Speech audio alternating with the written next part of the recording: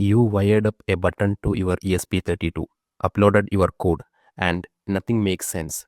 The serial monitor is spitting out random values even when you are not pressing anything. The LED blinks on its own. Your code looks correct. So, what's going on? This is one of the most common beginner mistakes in electronics, and it has a name: floating input. In this video, I'll show you exactly what that means, why it breaks your project, and how to fix it with one simple change: input pull-up. When you set the GPIO pin as a plain input, you are telling the ESP32, hey, read whatever voltage is on this pin. That works fine as long as there is a defined voltage present. But here is the problem. When your button is not pressed, that pin is not connected to anything. It is just floating in the air.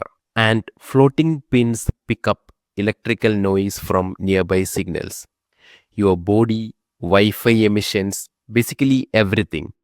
ESP32 has no idea whether the pin is high or low.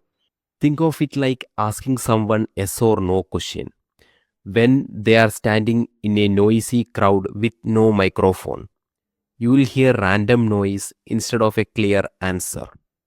To fix this issue, use input pull-up instead of input in your pin mode call. The single word pull-up activates the small resistor inside ESP32 chip itself. This resistor connects your GPIO to the 3.3 volt supply rail.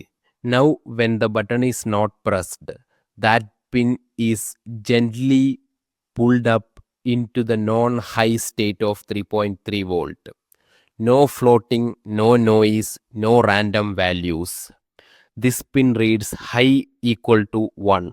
When you press the button, which should connect this GPIO pin to ground, the voltage drops and the pin reads low equal to 0. Now when the button is not pressed, that the pin is gently pulled up to a non-high state.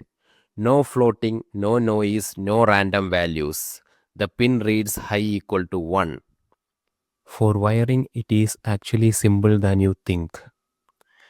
Connect one leg of the button to your GPIO pin 4. Connect the other leg directly to ground.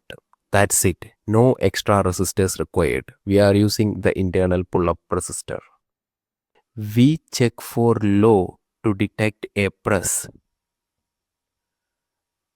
Upload this, open your serial monitor and press the button. Clean, reliable reading every time.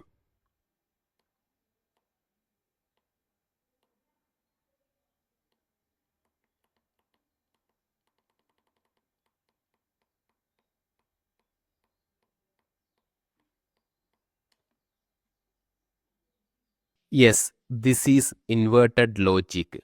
High means not pressed and low means pressed. This trips up a lot of beginners, so keep that in mind. Now let us recap the key points. A plain input without nothing connected will float, reading random noise. Input pull-up activates an internal resistor that holds the pin high by default. With input pull-up, wire your button between GPIO pin and ground. Button not pressed, pin reads high. Button pressed, pin reads low. Inverted logic. No extra resistor needed. It's all built into ESP32. That's all it takes to fix a floating input on the ESP32. One word, input pull-up, and your button works perfectly. If this helped you, give this video a like. It really helps the channel grow. Subscribe if you are learning embedded systems and Arduino style development, because I post practical fixes and project tutorials just like this one. Got a different issue with your ESP32? Drop it in the comments. I might cover it in the future video. See you in the next one.